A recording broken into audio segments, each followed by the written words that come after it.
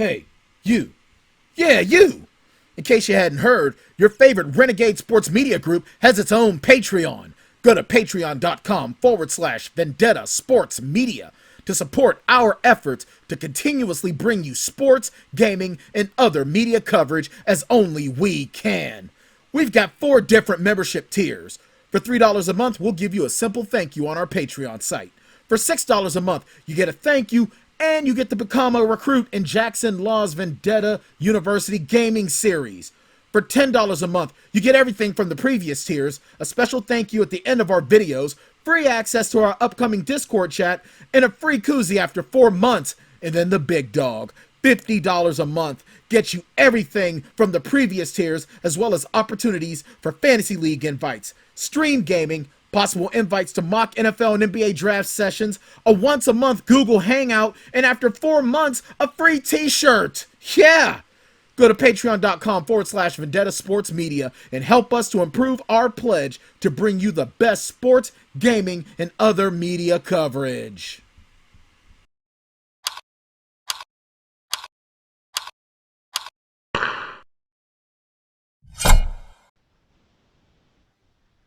What's going on, Tandemals? It is another week of the Tanndemonium Sports Show here on the Vendetta Sports Media Network.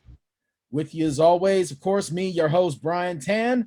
And joining me is once again, I don't know, I guess I should say the Kelsey to my Mahomes, Jackson Law. J Law, what's going on, man? What's good? Good, man. It's in the if I had something to say about today, besides my main microphone being broke, so now I have to switch back to this ancient thing. In the immortal words of the late 20th century poet O'Shea Jackson, better known by his pen name as Ice Cube, today was a good day. Today was a good day. That's funny. Oh, man, we got a lot to talk about. We got some MLB news. We got some gaming news, some gaming sports news, and then we're going to talk Super Bowl. So let's get right to it. I mean, we got a lot going on here. Before we jump into it, though, if you're watching us on YouTube, make sure that you subscribe, hit for all those notifications. Wherever else you're listening to us, like, share, subscribe, pass this around, leave us some reviews. We really appreciate it. Let's get right into the gaming news, all right? First and foremost, EA Sports announces today the return of college football. This is a big deal, and it's a big deal for a lot of positive reasons, and it's a big deal for a lot of negative reasons too. Now, one thing, Jackson Law, is it actually going to have the NCAA license on it, or is it just going to be EA Sports College Football?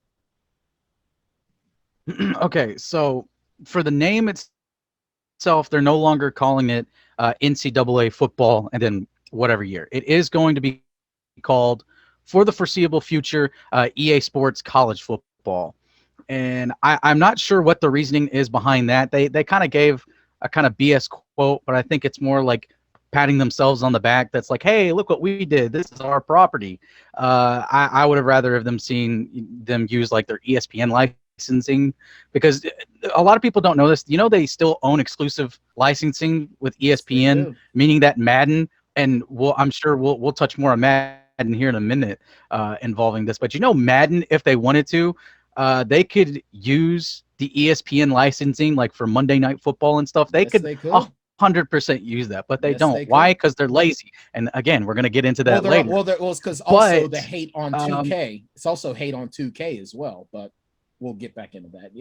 Yeah. But as for everything else, they have struck a deal with colleges to where that's like over 100 colleges where they'll be using likeness of the team. So team names, universities, the atmosphere, traditions is one of the things that they talked about. So I guess that would be, if you're playing as Notre Dame and they're running out the tunnel and you see them jumping up and slapping the sign that's very famous And for they Notre Dame played headed that. out of the locker room. Stuff like that. I mean, yeah, and then so like band music, so like the fight songs of the universities. So it's going to give you the college atmosphere, whatever fan you're a college of. I know you're a Pitt guy, so you'll be able to hop right into Pitt, and it'll look like you're at a Pitt game. It will be Pitt uniforms, the Pitt school, and everything. But the caveat is that they are not using the name, image, or likeness, NIL, as a lot of people call it, of the players. And the way that they're going to subvert paying players right now is by used to how they did it was, let's say that your quarterback for your team was white and he wore the number 7. Well, even though the player didn't look like it and it just said quarterback number 7 on the back, or it was an auto-generated name, he was white and he had the number 7. Right. They auto-generated names for the next draft classes. So you had to get outside of like a 4 to 8 year period to get rid of the guys that just had numbers before you got auto-generated names. Yep.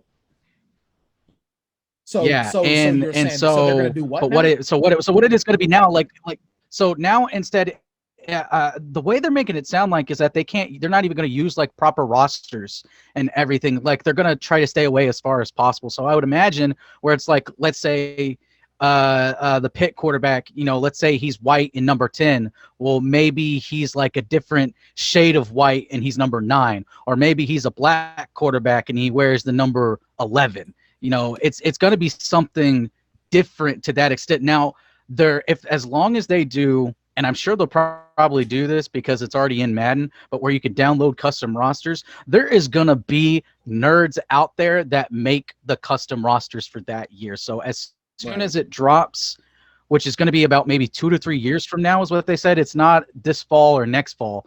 It's going to be a little bit down the line, and I'm cool with that. And we can talk about that more in a minute. But just from the sound of it, it looks like to subvert having to pay 50 guys from over 100 teams and costing them tens of millions of dollars, or at its peak, this game was earning around 80, 90 million, then they're going to skirt around that by maybe the teams like, Alabama will still probably be the best team in the game at that point. But, you're not going to have a white guy wearing the number 10 as the quarterback. It could be any other shade of skin color and any other different number on the quarterback spectrum, but they'll probably give him attributes that are similar to whatever the quarterback is that is for Alabama at the time. That's how I imagine it happening. Right. And what they're probably going to do too, and this is one thing that I hate though when it comes to Madden, is when you download like the draft class kids or whatever, they never say their names. Like they don't have the name said in the presentation. So I'm pretty sure that what probably EA will end up doing is that they'll randomly generate names and everything, and they'll have names that can be said. But now here's my thing about this, and I've got 2 negatives. Well, technically 3 negatives on this. One thing is, all right, if they're waiting 2 to 3 years, I guess that's a good thing. Maybe it can finally get us away from this horrendous game engine that Madden runs on, because essentially this is just going to be a copy and paste of Madden's engine. So maybe we get a new Madden engine in the next couple of years and we get this. Maybe, but probably not, because this is EA. That's number 1. Number 2, our football game that we've been playing these last 2 seasons, was it Maximum Football? What does this do to that property now? What is it going to do to them? Because they were the only college football game that was had the last couple of years. It's a fun series. The problem is it's the presentation that's the biggest problem, because they can't only do but so much. The dynasty aspect is fun, but it's the actual gameplay. How is that going to hurt or help them? And then 3, the fact that EA is going to do all of these hula hoops to not pay players. I have a problem with that. Now, when I first saw this news drop, I did get excited as a gamer, because I'm like, oh, this is going to be awesome. We'll be able to, play as our teams and do this, that, and the other. This is going to be great. And then those 3 things hit me. Crappy game engine, with the same laziness because we've been getting the same crap Madden games for the last 5 to 10 years. And then what's going to happen with Maximum Football? Doug Flutie's Maximum Football. You know, I mean, I'm sure there'll still be a market for it because there are people that really stick to their guns and want nothing to do with EA football games. But on one hand, I'm excited for this, and on another hand, I'm not. I'm really not. I mean, granted, I'm not going to go and buy an Xbox 360 and go and buy the last NCAA game. I'm not going to do all that. But I don't know. I still don't like the idea that the players who or the reason why this game is even going to be a thing in the first place aren't going to be able to get their just due. It's ridiculous. Yeah, I'm trying to find it real quickly. I know in a press release EA talked about that, where they are paying close attention to that, because I think in their minds they make a better product if they use the likeness and the names of the players, because then you may have like diehards that want to go out and play it because it's got their favorite college, player in it, currently, that really hits home with kids, especially at some of these smaller schools. Right. I think that could be a big selling point. And the fact of the matter is that I was watching the Pat McAfee show today. He was talking about it because he knows the ins and outs about it. He was in the NCAA football games because he was a kicker from West Virginia, and then of course he was in Madden, so he sees both sides of what's going on. And he calculated it up in that it would cost around, if you paid the starters and the immediate backups on every team for all 100 teams, it was like a couple thousand a piece, and it was going to find it was going to cost like over $30 million to pay everybody in the country that has agreed on to this. And I know that they're paying close attention to it, but yeah, it is a very EA move to circumnavigate it.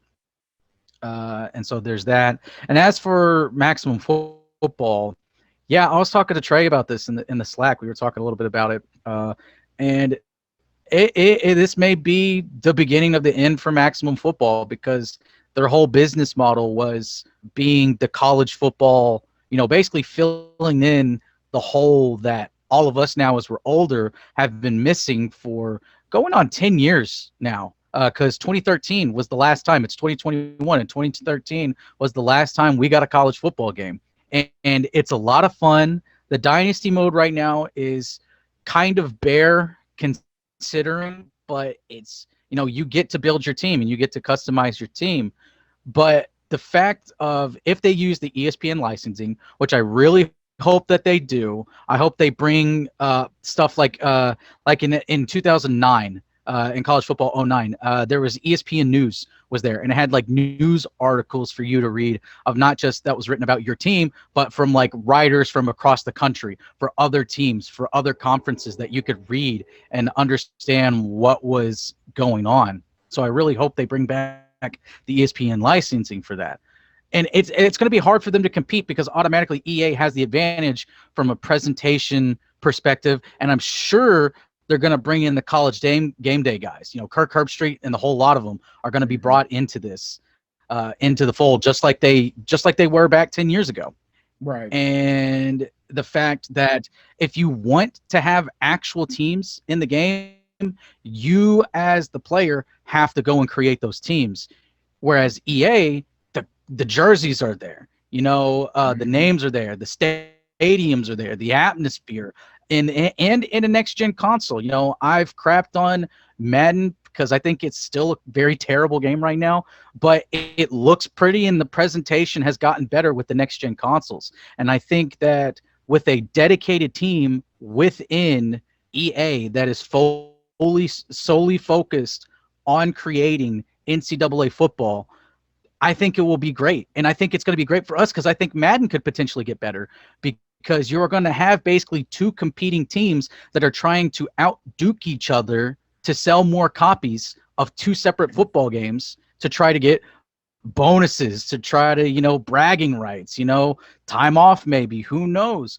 I saw someone pointed out on Twitter is that the best Maddens that we got were when we had college football. When college football ended, when the NCAA football series ended, that's when Madden started to tank downhill. We've said it on here before. I think Madden 25 was about the last really playable franchise or playable Madden game, and then it starts to really decline from there. And it's possible that there is a correlation between they're the only football game around. There's not even a team within EA to compete with them, so they got stagnant and they got lazy. Right. So maybe this will kick them in the right direction. They're bringing a lot of the team back from the original NCAA football games. I'm just excited, dude. I've been saying it over and over again. I'd pay $100 for this. And the fact that it's coming out in 2 to 3 years means that I've got plenty of time to save up and let for it. I will be paying 70, and then of course I will have to pay the $500 to get the next gen console. But if they do it right, now I don't have too high of hopes because it's EA.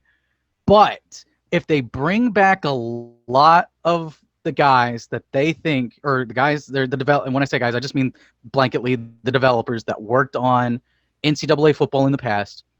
And if they really are paying attention, like they said, they are paying attention to the community over the next couple years as they develop the game about what we as the players want in the game, then I've got high hopes for it. You can already see that they're trying to take steps in the right direction with Madden, and I hope that just continues. We'll see.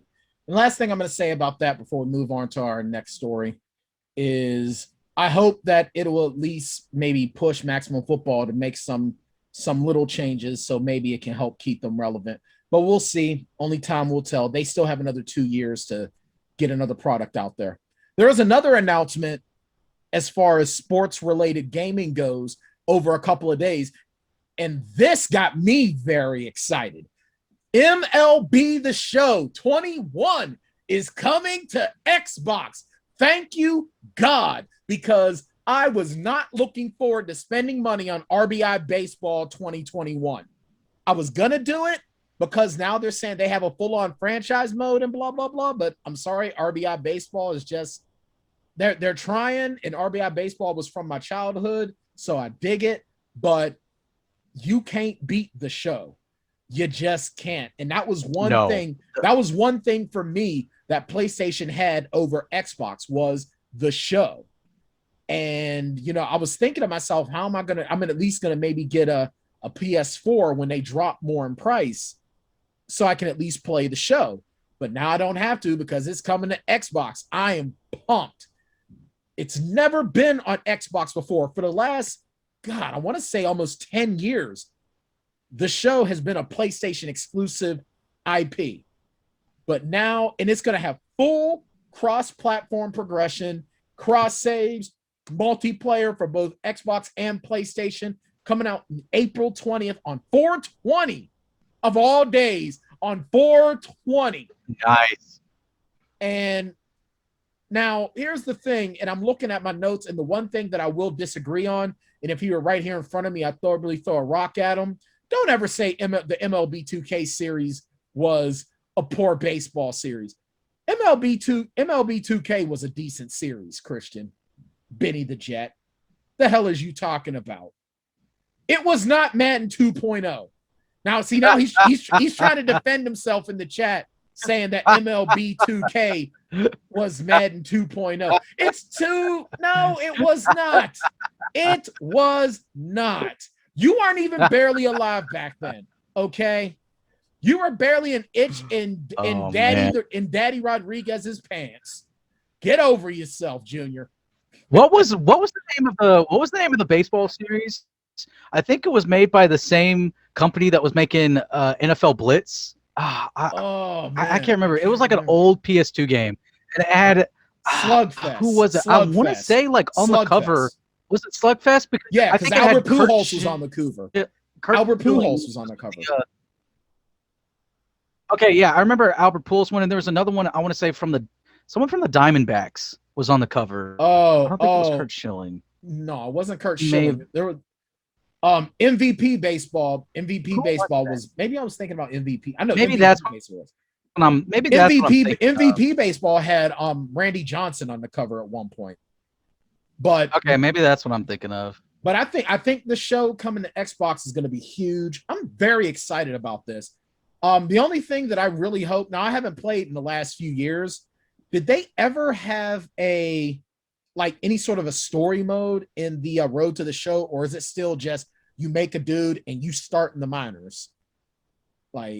So what it is now, and I haven't played it in the last maybe 3 iterations, just because I like to give like something like that with the show. I like to give it time to mature a little bit, and I still may even give it a little bit of time until I get my hands on a next gen console to stay away from the show. Even though I'm so super excited that it's coming to Xbox, like that's great because Xbox is my preferred console. So I'm super happy about that. I think we might even get a look this up real quick. Yeah, before we go to there's a copy for older Xboxes. Yeah. Well, but the thing is that I think that when you buy it, even if you buy it for the Xbox One, when you upgrade up, it's gonna upgrade. I think. Look that up. Yeah. Make sure I'm not wrong there, Benny the Jet. But I'm pretty stoked about it. I mean, this is awesome because Xbox. Yeah, no, it's great. It's great. So like I forgot about where I was going a minute ago, but now I just remembered. So you asked about if there is a story. There's not really a story like it is in 2K, but kind of what it is now. Like you make your character, and you have kind of like an archetype of what type of character you're going to be. So like when you start out, and after you've created your character and everything, you basically go into like a room.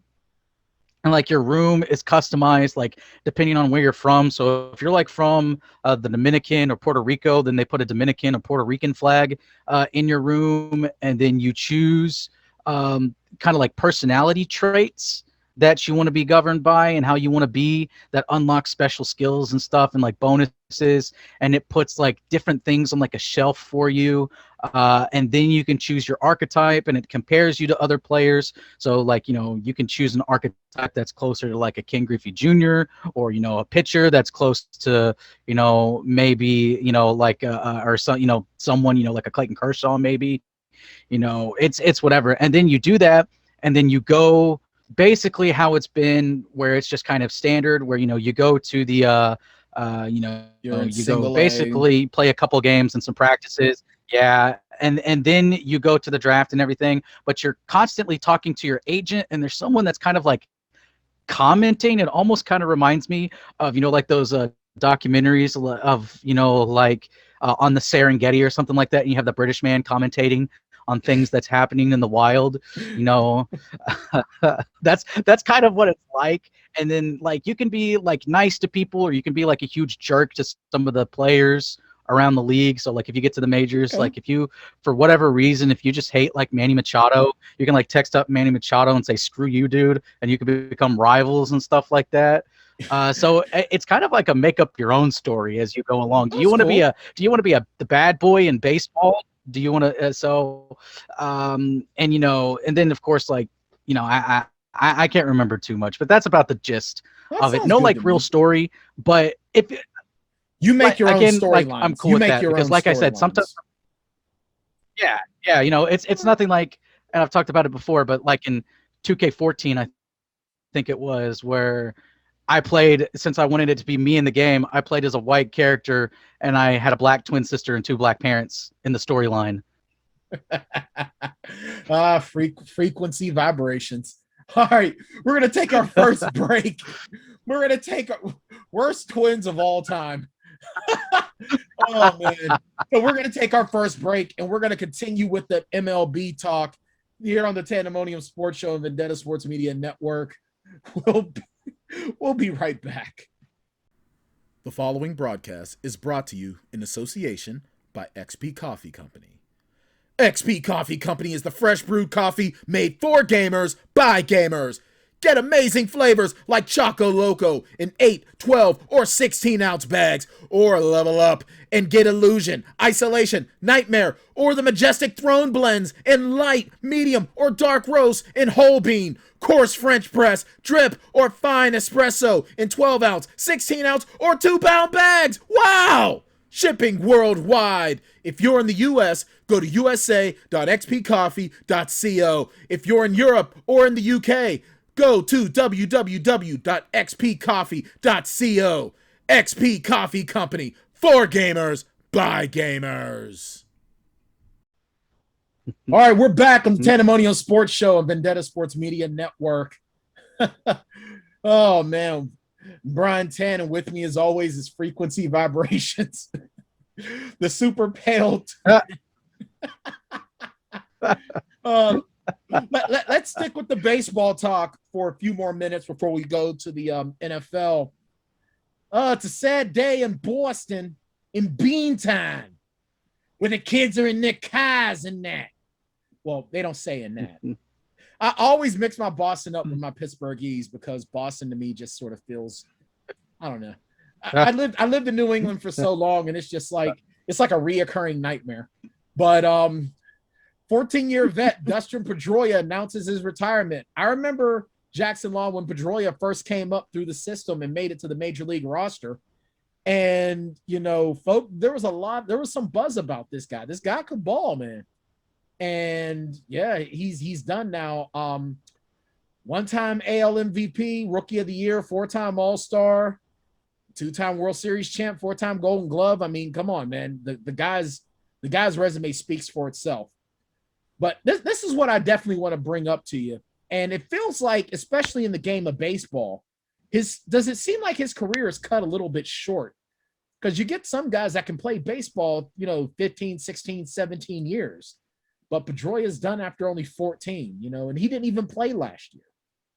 But finishing out his career, 300, 1,800 hits, 140 home runs, 725 RBIs. Not a bad career, but it's definitely a career that could have been more if his injuries hadn't just caught up to him as early as they did, Jacksonville. Yeah, I agree. I was going to mention that, when you kind of put the question out there. It's just injuries, man. They suck.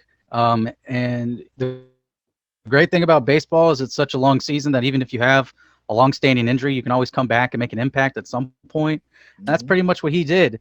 As sidelined as he was, as much as he was with his injuries, he had an impact with that Boston team. And like you said, 2 World Series, 1 an MVP, Rookie of the Year.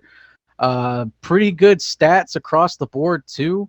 It's crazy, and he'll definitely go down as one of the if he's not a Hall of Famer, which he probably won't be, just from the sole fact that his numbers aren't too eye popping, but he does have 2 World Series and an AL MVP going for him.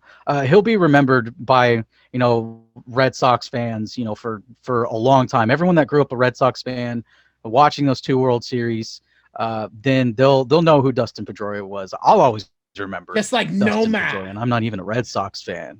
Just like Noma, they'll remember him like they remember Noma Garcia Parra. Yeah, and you know what, as we get closer to the season, we'll bring Trey on, and we'll talk a little bit of Dustin Pedroia with him as well. I'm sure he'll have a whole lot to say. I kind of feel bad that I didn't do my due diligence for the sake of being transparent. I didn't do a lot of my due diligence. Today was a very, very busy day, so I didn't have a chance to really comb through our Vendetta Sports Media news stories to get some stuff. Mm-hmm. But I'm sure there's definitely some good stuff. But I mean, seriously though, I mean, you're absolutely right. This is a guy who, when he was on the field, he provided tremendous impact. He knew how to get the job done. His numbers may not be eye-catching, as you said, but the thing is, he got those numbers when they counted. And that's what matters, especially in baseball. It's when it matters. That's part of the reason why hitters that, you find out about a lot of these power hitters that they have horrible, and I mean horrible batting averages. but they've got the home run numbers because they're getting they're batting those runs in when it's needed. It doesn't matter if you struck out at practically every single solitary at bat during this, during 1 week, because at the end of the week, you got a freaking monster home run that brought in 4 runs. I mean, come on now.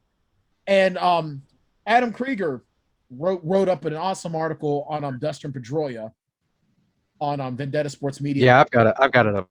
Yep. Right now. And he refers to Pedroia as a Red Sox legend. Do you think that's given? Do you think the word legend gets thrown around way more liberal than it needs to be in sports these days? Would you refer to Pedroia as a legend?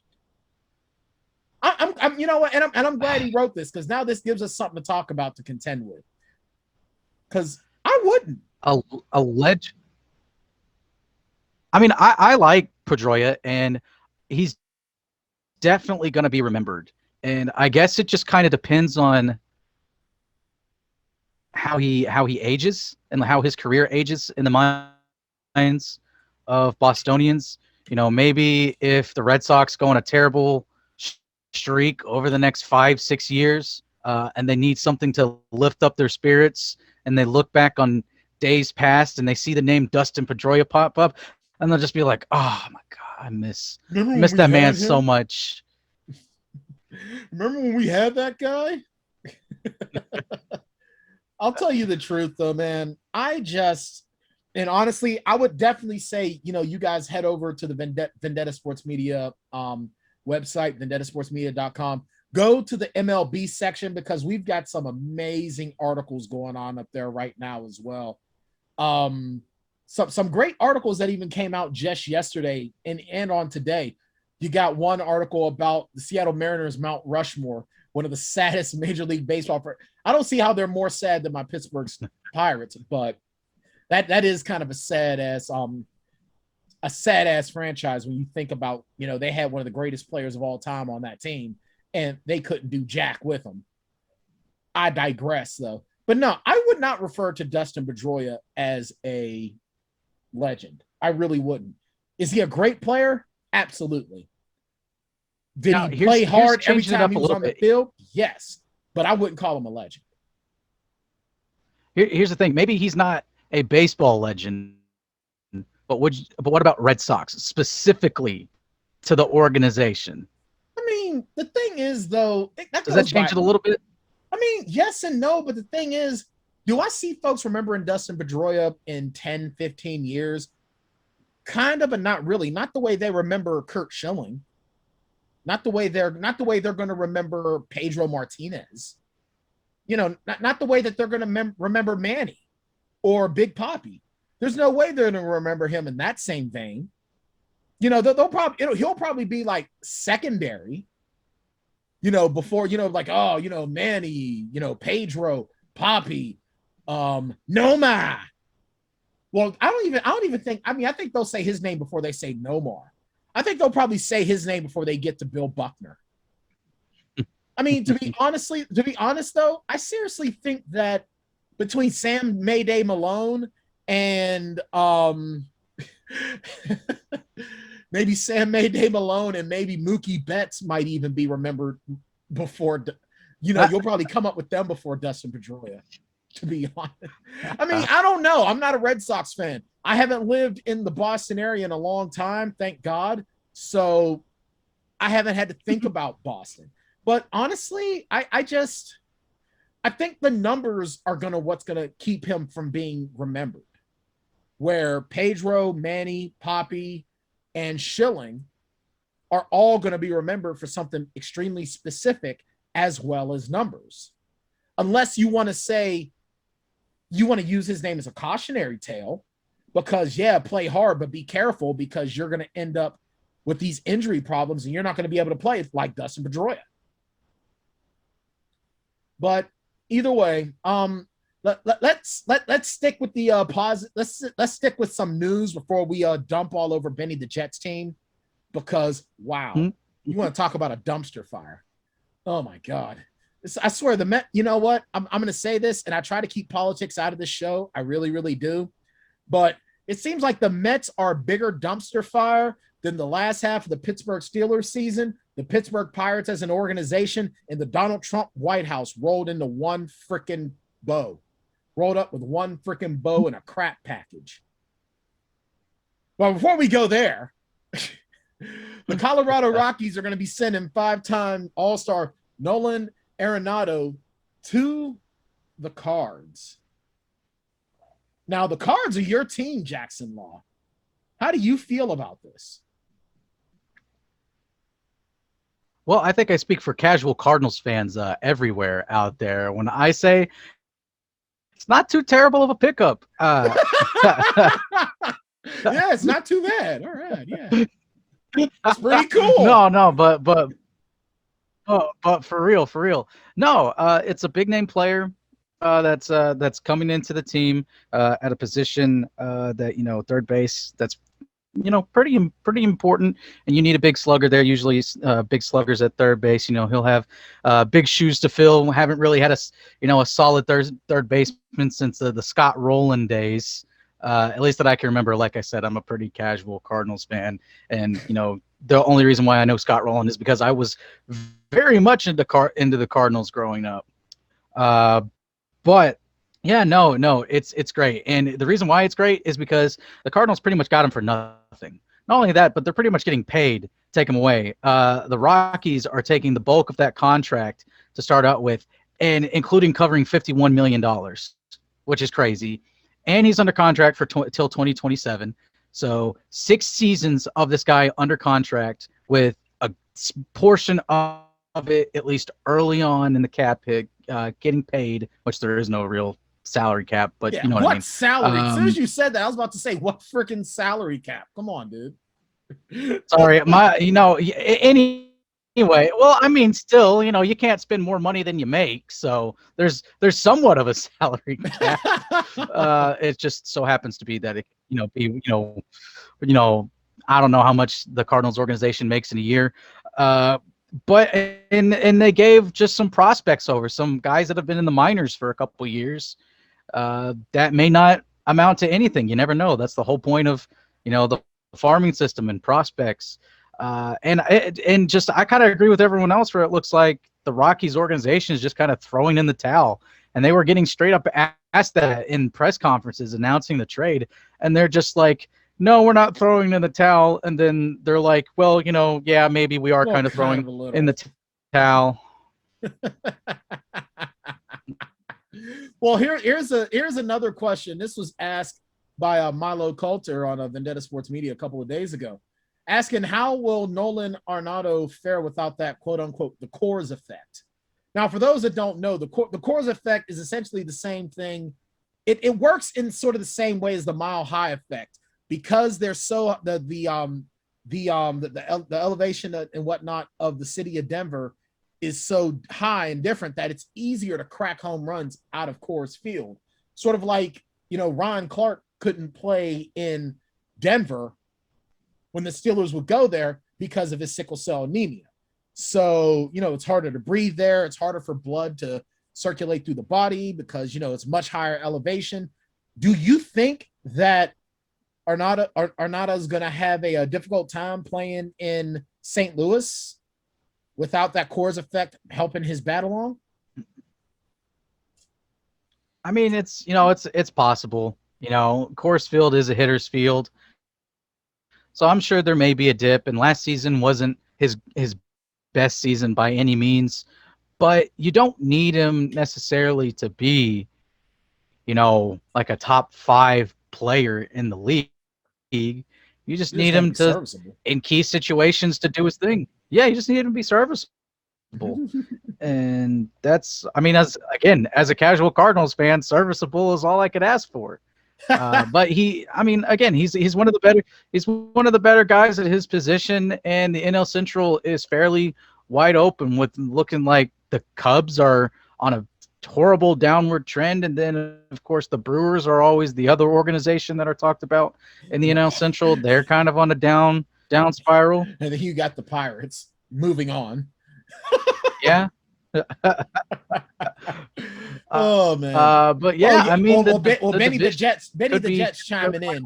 Benny the Jet's chiming in. He only hits 260 on the road, which, I mean, that's still better than a quarter of your at bats. I mean, that's still better than a half of your at bats. That's almost that's just a shade away from 3/4 of your at bats. So, I mean, I guess we'll just have to wait and see. He might have to work on his mechanics a little bit more too, because that's what Maybe. a lot of it And is. he's still relatively young. He's only 29 years old, and like I said, he's under contract for 6 more years. So there's plenty of time to work with him. That's a good point. I mean, hey, we'll see what's going on. Again, we're gonna get Trey Daubert on here probably in the next, when we get into March. Matter of fact, I think, you know what, Benny the Jet, why don't you get on that? See if we can get Trey on here for a spring training episode of the Tanndemonium Sports Show. See if you can get that done. You're not doing anything right now. Especially as we're getting ready to getting ready to hammer in on his Mets in a second before we move on to before we take our next break and move on to football. Apparently, Mickey Callaway harassing the ladies. Here's another one that don't know how to take no for an answer. And apparently, and Benny the Jet came at the he came to the defense of his beloved New York Mets, trying to say, hey, he was doing this when he was in Cleveland before he even made it to the Mets. Yeah, but homeboy's been in a Mets uniform, so this is still on the Mets. Cleveland is Cleveland. I mean, what can you expect out of Cleveland? Come on. Cleveland. This one's for you. Yeah. This bit of sexual harassment is for you, Cleveland. The Browns are the Browns, and Cleveland is Cleveland, and Mickey can't say no. So apparently, some of the things that he's quoted as saying, I bet you look yummy on tequila. Our sleep doctor in Cleveland say you should always sleep naked, healthier for your skin, and rest so much better. Wow. Homeboy's game is horrid. Whoa. Hide your dogs, folks, because this guy is on the prowl. And I mean it. Hide them. Ooh. Quick. Literally. And you know who I feel. I mean, apparently Steve Cohen has had to delete his Twitter. The Mets owner. Steve Cohen deleted his Twitter because of what was going on with Robinhood. His fortune, his adventure capital company owns a lot of stake in Melvin Capital, who owns a lot of stake in Robinhood, and they lost untold billions from the GameStop squeeze. Yeah, and that's I'm sorry, Christian, but it's just that organization is just I think going down the tubes now. I seriously think we got to reconsider having Christian as a part of the show. We don't need your owner because he was manipulating the free market. Yeah, and thanks to your owner, my putrid stock portfolio is even worse than it was before. So thanks, Christian. We're going to have to fire him. Talk shade to Dave Portnoy and Elon Musk on Twitter and not expect for the internet to fight back for Daddy Elon, okay? Seriously. But the whole point of it is that you got the owner getting death threats. He has to get off of Twitter. You just had to fire your GM, and now this nudnik. Like, what is going on with the Mets right now? Who are they? The Jets? Wow. New York sports is just a dumpster fire. And with all the crap happening in the state of New York as a whole, it's like, oh my goodness, this is horrible. Oh my. I've got nothing else for this. This guy's a creep. Homeboy needs to seriously reevaluate his life choices and start he needs to retire off to a farm somewhere, start milking cows, and just shut the hell up. Seriously. He really does. I've got nothing else for this guy. I really don't. F him. Him and Scott Fitzgerald. Bye. Him and Scott Fitzgerald. F them both. We're all right, so we're going to take our final break of the show. And we're going to go into Super Bowl. We're going to go into some football and some Super Bowl talk. We're going to do some predictions. Although Benny the Jet's got a Laffy Taffy dog going on. We're going to bring him on as well. We're going to do our Super Bowl predictions, and we're going to go from there. So we'll be right back on the Tanndemonium Sports Show and Vendetta Sports Media. We'll be right back. The following broadcast is brought to you in association by Forever Grips. Go to forevergripsgaming.com for all of your affordable gaming accessories. Need new grips for your analog sticks? They've got it. Need to swag up your controller or console, including the Xbox Series X or PS5? They've got it. Need a sweet mouse pad to complete your setup? Go to forevergripsgaming.com now. Act now and use the Vendetta Sports Media promo code VSM15 at checkout to get 15% off of your purchase. That's right, 15% off by using our promo code VSM15. Forever Grips, the best accessories for the best prices are with Forever Grips. All right, guys, we're back for our final segment of the show here on the Tanndemonium Sports Show, Vendetta Sports Media Network. Please, if you can, wherever you're listening to us, like, share, subscribe, click the little bell icon if you're following us on YouTube, retweet us on the tweet machine, and hey, make sure you visit us on Patreon, patreon.com/Vendetta Sports Media. Every little bit helps. Or please visit some of our sponsors and show them some love as well. Before we go into the Super Bowl, let's talk about the blockbuster trade that happened late last week. And what does it have to do with a certain disgruntled quarterback in the Lone Star State? I'm talking about Matthew Stafford. The Rams and the Lions basically swapped quarterbacks. Matthew Stafford going to LA, and the Rams have sent draft picks. I believe they sent the owner's wife and part of his house, one of his cars, and if I recall correctly, and correct me if I'm wrong on this, Jackson Law, but I believe a ritual sacrifice from the blood of a virgin from Zimbabwe was also included. It was Kenya, not Zimbabwe. Oh, geez, I'm an asshole. So, and this is courtesy of Alex Chick on Vendetta Sports Media. So basically, I'm trying to look here. So the Lions are getting Jared Goff, 2 first-round picks, and a 3rd-round pick. And the Rams are getting Matt Stafford and what does it see here? That's about it, right? They're just getting Matthew Stafford. That's it. That's all they're getting. I think they're just getting Stafford. Yeah. Wow. Does it suck to be Jared Goff? You're getting, not only are you getting traded for, you're basically being swapped for another former first-round pick, but a former first-round pick that has at least 3 to 4, maybe 5 years on you, and first-round picks. And he's just like, yep, we're just sending him. We're getting all this for you. And they were so desperate to get rid of you.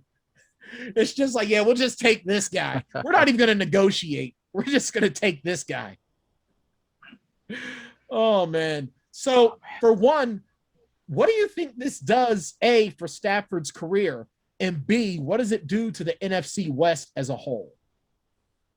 Let's look at that first. I think the Rams, I think they got better, obviously. I was not a believer in Goff, and obviously they weren't either, where even when Goff is healthy, they're looking towards their backup.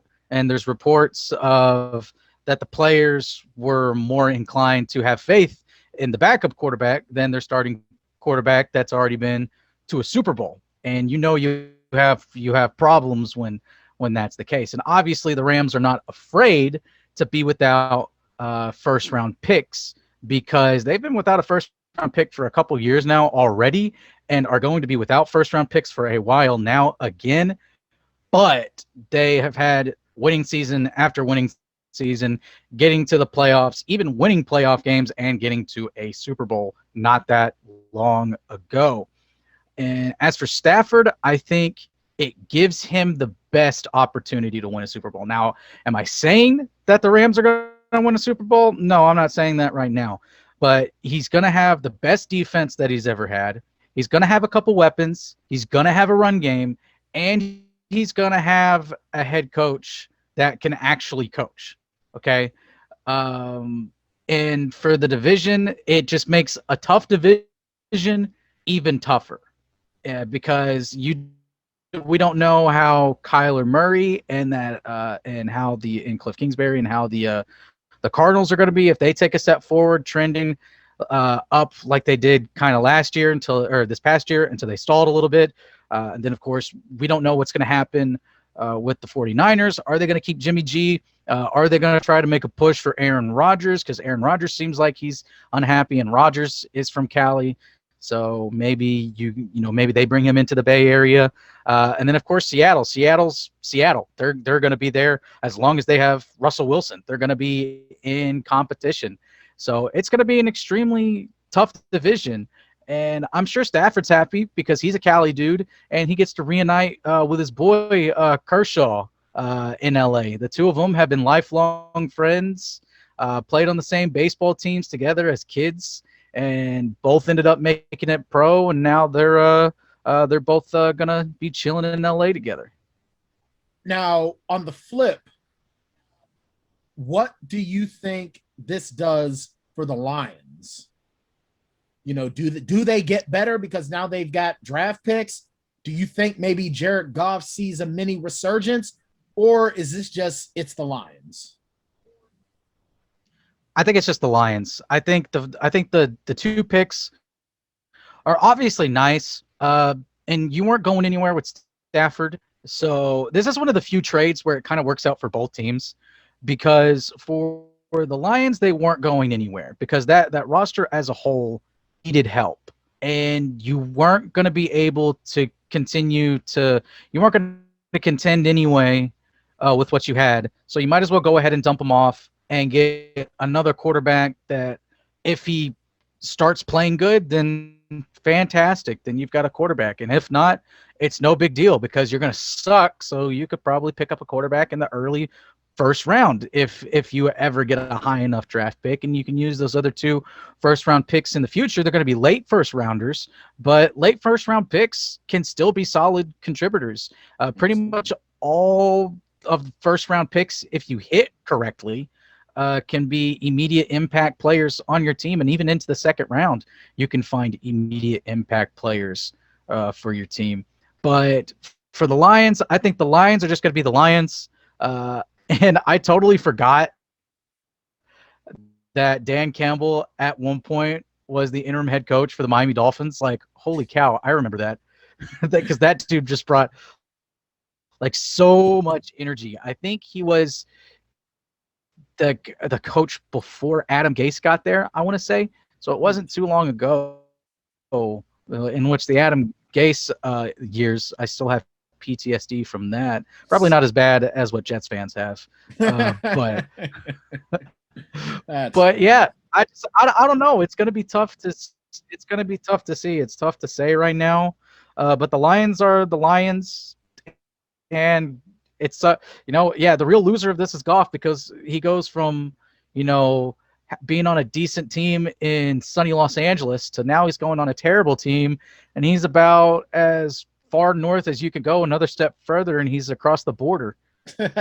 That's true. That is true. Like, you are like right there. Oh man. I'll tell you the truth though. Now let me ask you this. Now I agree with everything you said, first and foremost. As far as what it does for Stafford, what it does for Goff, what it does, I'm 100% on board with you. I seriously think that the Lions sort of did this because Stafford's like, look, man, we want out of here. And the Lions like, well, we need somebody. We need to get somebody. There's no way Deshaun Watson is coming here. Lions were dealing with his wife. They were done dealing with his wife. Wouldn't you be? That woman is nuts. Oh, my God. She is a nutcase. Like, how are you sitting there? Pro athlete wives are. She is, man. She you know what? I don't want to say anything disparaging against, an entire gender, but I mean, hey, I'm sure she's probably a very, very nice person when she's not acting the way she does. I'm sure she has moments, and I'm pretty sure that Jared, I'm pretty not Jared. I'm pretty sure that Matt is just like, you know what? I got to go to practice. But honey, it's February. Yeah, I got to practice. I got to practice. And they probably have a No big enough days house. off. No Days days off. off. He probably has a big enough house that he can just get lost. So it's like, whew, she can't find me. That man has like 3 hidden man caves. He's got the Princess Diaries 2 castle where he has like hidden compartments of where he can go to get away. So here's my thing. Now, I seriously think that this makes things harder for Deshaun Watson. And here's why. You gave away 2 first-rounders and a third-rounder for this swap. Matthew Stafford is nowhere near the player that Deshaun Watson is. Now, the Texans now can price themselves out of the market so that they can say, well, we want 5 first-rounders, or we want 3 first-rounders and 2 second-rounders for Deshaun Watson, plus another player. And they can be like, no. Now, granted, then Deshaun Watson can just say, well, then I'm sitting out.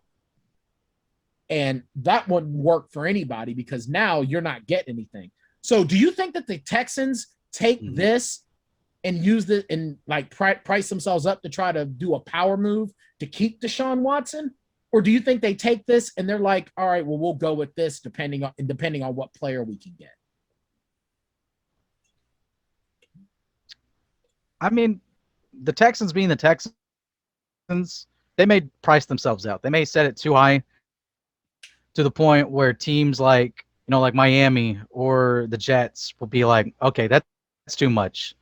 It already kind of like in everyone's mind was already kind of getting to the point where it was going to be too much, because it's going to get to the point where, well, what's the point of me making this trade? Even though he's a top 5 quarterback in the league, you're leaving me with no picks and you're taking some of my best players too along in the trade. What does that leave me with? Then we essentially just switch places. Now I'm the Houston Texans and I'm winning 4, 5, 6 games a year, and I'm at the bottom of the barrel and wasting away this great talent. It gets to a point where you just can't do that anymore, which is why they should, they should definitely take an offer of that's probably a couple first round picks, obviously, because that's what Watson is going to be worth. But then it's like, if I'm another team, it's like, listen, I can't give you more than 3 at the max. And it's like, and then, I'll sprinkle in over the next couple years, a second round pick here, a 4th round pick here, and stuff like that, something for, them to work with, and still high enough to where you can get value out of that pick if they draft right. Now, again, it's Houston, so they're probably not going to draft right. And if they do draft right, then they're going to lose that player by the time their 5th-year option is up. Right. So I don't know what the Texans are going to do. It's such a wild card right now. There's nothing to really do until we're sitting one day and all of a sudden we get the notification from Twitter from Adam Schefter. Gosh, my hick really came out when I said that. Schefter. But when good old Adam tweets out breaking news, Deshaun Watson will be traded to blank, then I just don't know. And then whatever happens, and we can react to it from there. No, I don't know, man.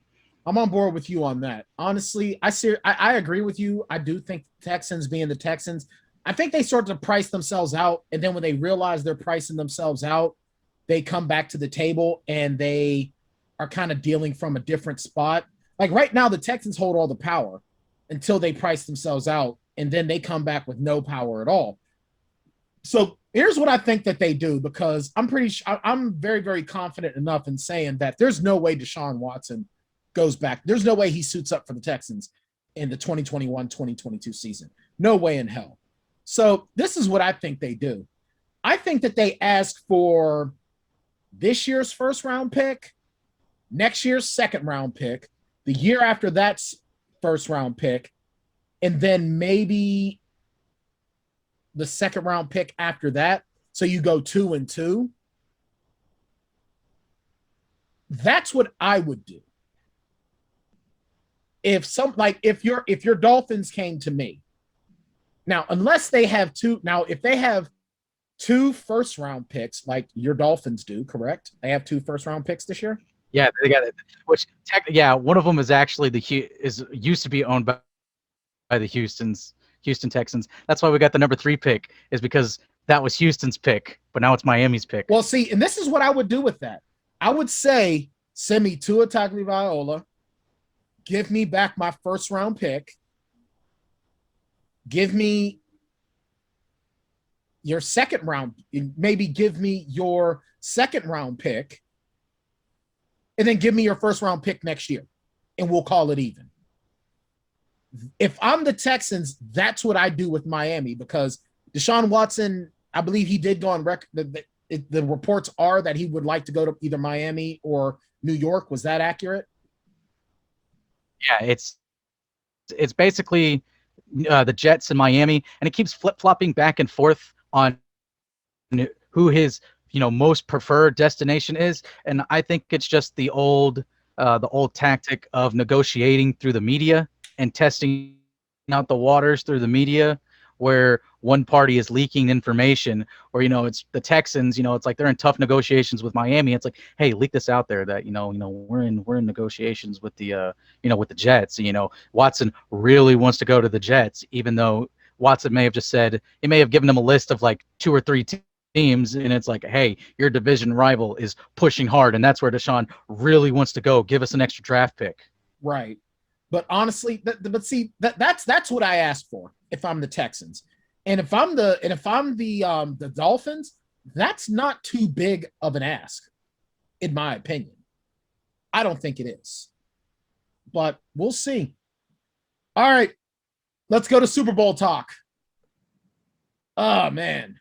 Now, I thought we were going to put a little bit more time in on this, but you know what? We'll see what we can do. So Super Bowl is this Sunday, as we know. And now none of the teams are allowed to be in Tampa Bay until Friday.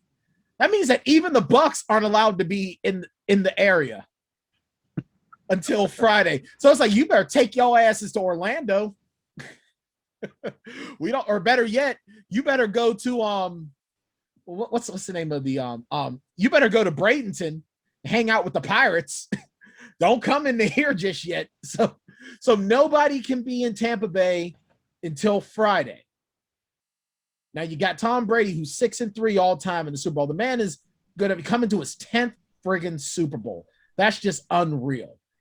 Patrick Mahomes is 1-0. He's undefeated in Super Bowl play. Oh man, this is a big deal. I'm a little, now that I'm talking about it, I'm a little bit more excited about the Super Bowl than I was this time last week, to be honest. Last week I said, who cares? Whatever. Super Bowl's coming. Let's hurry up and get the baseball season. I'm over this. As soon as the Super Bowl is over, sooner that Madden 21 will be available on EA Access, and I can play it and complain about how sucky the game is. That's the way I was feeling about it, especially over this last weekend where they had the free to play, and I got the same sliding catch animation like 8 times in a row with the same damn player. But now I'm starting to get a little bit more intrigued, Jackson Law. So going over a little bit of the COVID testing that's supposed to be going on for this Super Bowl as well. If anyone tests positive for COVID, they are unavailable. There is no, we'll see how you are in a couple of days. You test positive, that's it. So the Chiefs have Patrick Mahomes in a plastic bubble right now. And Tom Brady and Patrick Mahomes are bubble boys right now. They've got like some dudes from the CDC, like working part-time for Uber Eats, that like go out in full hazmat, and they use like the claws to grab the food, and then like they're like extend it as far as it can go and place it on the door, and then walk away slowly, and they wait like 10 minutes before they know that the person is gone, and then they have their own like little claw that they reach out the door with to grab it and pull it back inside. Have you ever seen Creepshow? You ever see the original Creepshow film from 1983? No, I have not. Oh, what are they teaching you kids these days? One of the finals actually is the final story in that is about this rich guy who is also an agoraphobe and he's a germaphobe. So he lives in this clean room, right? And it's literally a clean room. And like even the guy who like works there, it's like a soundproof room where you could only talk through the through like a little intercom. That's where Patrick Mahomes and Tom Brady are in right now. Oh man. So so now Vegas has the Chiefs as the favorites. Who do you now? We're gonna do our picks right about now in the next couple of minutes. But I will say this: the intrigue for me in this game right about now is Tom Brady versus Patrick Mahomes. Now, the last time they played in the AFC Championship last year, and Patrick Mahomes got the better of Tom Brady. And you know, Tom Brady just plays even harder when he feels like he has a chip on his shoulder. Now, do you think that this is going to turn? But now, before I ask this question, from what I understand, Tom Brady did a little bit of trash talking to Patrick Mahomes back in the day as well. Is this going to be one of the best quarterback head-to-head matchups that we've seen in the last couple of years? Like, because I mean, what was it? One of the last real good ones we had was it? I mean, we haven't even had like a real like superstar. Like we had Matt Ryan versus Tom Brady, but I mean that wasn't really. I wouldn't put Matt Ryan in that category of elite. Yeah, I mean that was a good year for Matt Ryan. It's just yeah. This is truly elite. This is on the level for me of Elway versus Montana in a Super Bowl. Mm-hmm. You know, this is. You know, I'll even go so far to say, I'll even say, if it never happened, but I'll say it anyway, Troy Aikman versus Joe Montana, or this is like Troy Aikman versus Steve Young, NFC Championship level. You know, this is one of those rare opportunities. This could be the old line versus the young line, Rocky versus Tommy Gunn. Yeah. I'd probably say the last big matchup like this that we had. I just looked up Super Bowl winners real quick, or the list of Super Bowls. Was the Super Bowl 2015 Patriots and Seahawks. So we would have had Wilson and Brady. So yeah, that's probably like the biggest one we've had since then. And the one before that came to mind was Big Ben versus Aaron Rodgers. I was just getting ready to say that. I was getting ready to Pittsburgh say Ben played Green Bay. Yeah, absolutely. Yeah. I seriously think this is going to be an awesome Super Bowl. Now, aren't we supposed to be doing a live watch of the Super Bowl? Possibly, if we can get enough people to do it. Yeah, if it's like 2 or 3 people, it's not worth it. Right. So now, are you going to have your internet under control by then? Are you going to have your internet under control by then? I will be watching the game on my phone on data, so that way it does not take any bandwidth. Fair enough. All right, let's get Benny the Jet in here. Let's do predictions. Let's get this out of the way, so we can get out of here because Jackson Law has a previous engagement he needs to get in on, and they're probably like, "Where's Jackson? We can't function without Jackson." It's for the site. It's for the site. So. Yeah. But yep. All right. So hashtag for the brand. Hashtag for the brand. All right. So let's start with Benny the Jet. Now Vegas has the Chiefs as the favorite. Benny the Jet, start us off. Even though you're wearing the mark of the you're wearing the scarlet letter. Yep. I'm putting my money on Vegas. I'm going with the Chiefs for this one. I think Mahomes is going to finish undefeated. Now it's going 2-0, and I think he's just going to, I think the Chiefs are overall just a better team. I think that offense is too explosive. That defense is, the Buccaneers defense really did step up. I really did think they stepped up last game, and they were looking good. But I'm going to pick the Chiefs for this one. You ever notice that Christian looks just like Ryan from The Office with his goatee? No. No one likes Brian. Damn. Oh, look at him with his facial hair. It's so cute. That was a good one. All right, that's all right. So, what's your final tally? So of this duel, now, do you think this is going to be the quarterback the quarterback duel that it's looking like, or do you think that Brady shows his age? I think personally it's going to be a battle for most of the game. I think Mahomes being the younger quarterback, and you said Brady showing his age is definitely probably going to show up towards the end of the game.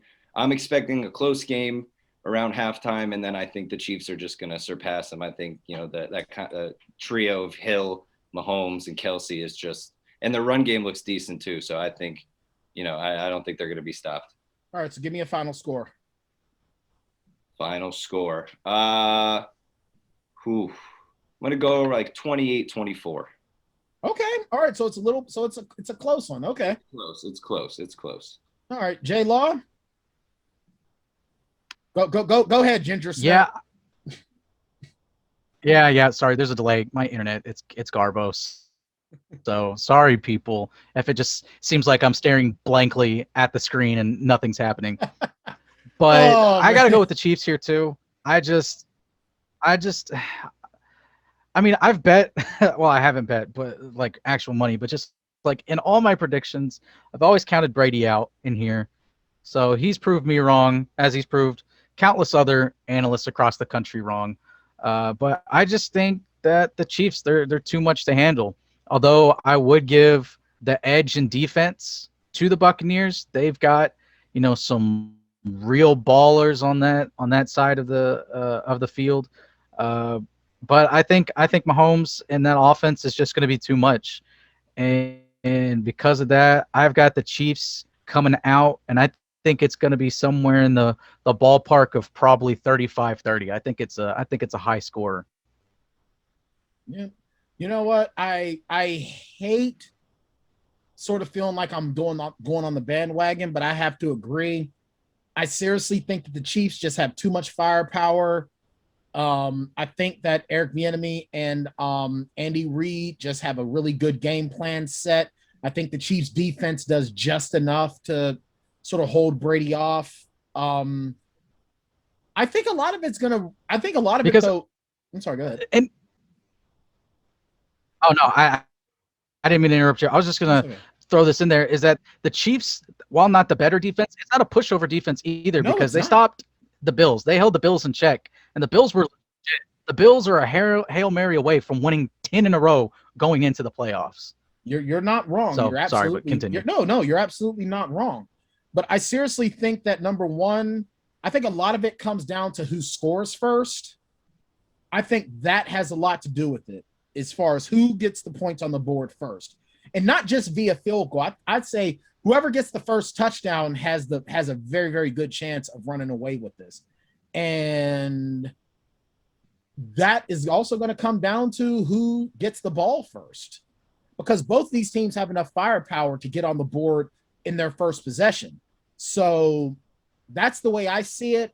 I definitely see Patrick Mahomes. I mean, the guy knows how to read defenses. I don't care how coy he tries to be. He knows how to read defenses. I don't think this Buccaneers defense is going to bring any looks that he's not prepared for. Same as the Chiefs aren't going to bring anything that Brady's not prepared for. But Patrick Mahomes is just a younger, more athletic, a stronger arm, and his accuracy is just on point. He can put the ball in places that you didn't even know had places. And I just think that, this Buccaneers team isn't ready for primetime, other than with Brady and Gronk. And I really just, Gronk, he's still Gronk, but he's not the Gronk of old, obviously. So yeah, I've got to give it to the Chiefs, and I'm going to say the Chiefs pull this one out. I'm going to say it's going to be 42-30. I think that the Chiefs sort of pull away in the final quarter, and then they just grind it out. I seriously think that I also think that maybe Le'Veon Bell gets a chance to show a little something in this game as well. Much as I don't like Le'Veon Bell, I think he gets a chance to do a little bit of something, but we'll see. So I'm here on the Tanndemonium Sports Show. We all believe that it's going to be the Chiefs is going to pull this one out. We'll see how right we were next week. But also next week, we are going to spend a lot of time as well. I wanted to do it this week, but a lot of the stories just got in the way, and I feel bad about that. But, it's Black History Month. Even though I'm not a big fan of Black History Month just being regulated to a month, Black history is American history. But I definitely want to do some talk about, here in Black History Month. We're working on getting a special guest on a special edition of the Tanndemonium Sports Show. And if we're able to, then we can definitely dedicate some time to that. Maybe we'll see if, Sean Gibson is available to talk to us again later on this month. We'll see what we can do, but I definitely start next week. We're going to do a little bit of talk on, with Black history and Black history in sports, and how, how the world has changed, due to sports, and especially the Black impact on that. We're also going to talk about Willie O'Ree, who is having his jersey retired by the Boston Bruins.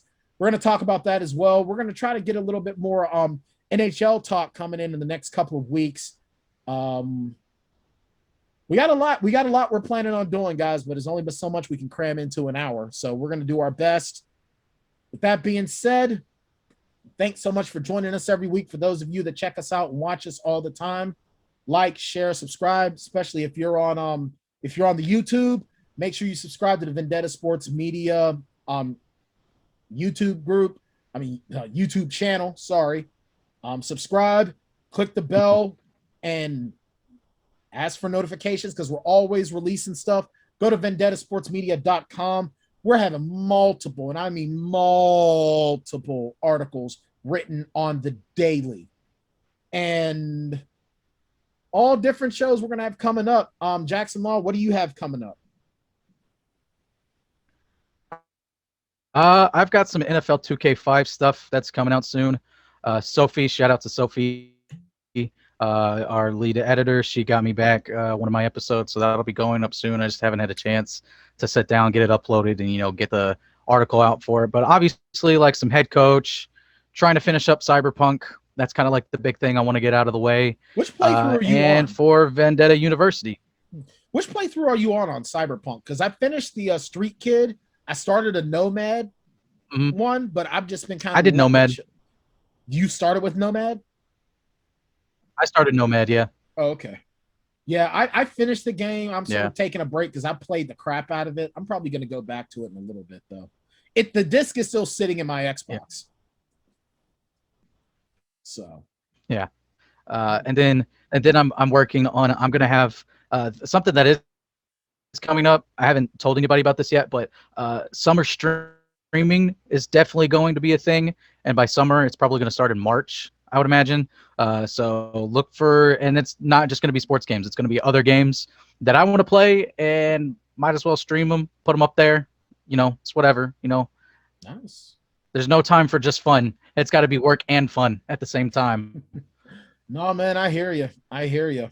I would ask Benny the Jet what he's doing, but I'll tell you what he's going to be doing. He's going to be editing clips for social media and getting stats and stuff.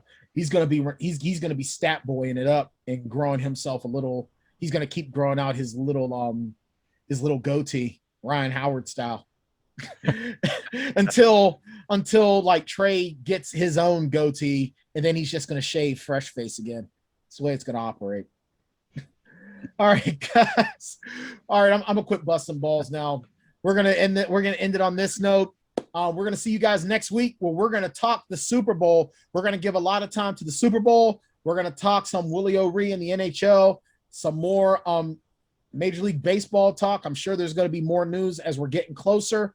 But so with that being, until we see you guys next week, he's Jackson Law. I'm Brian Tann. This is the Tanndemonium Sports Show on Vendetta Sports Media. We'll see you next week.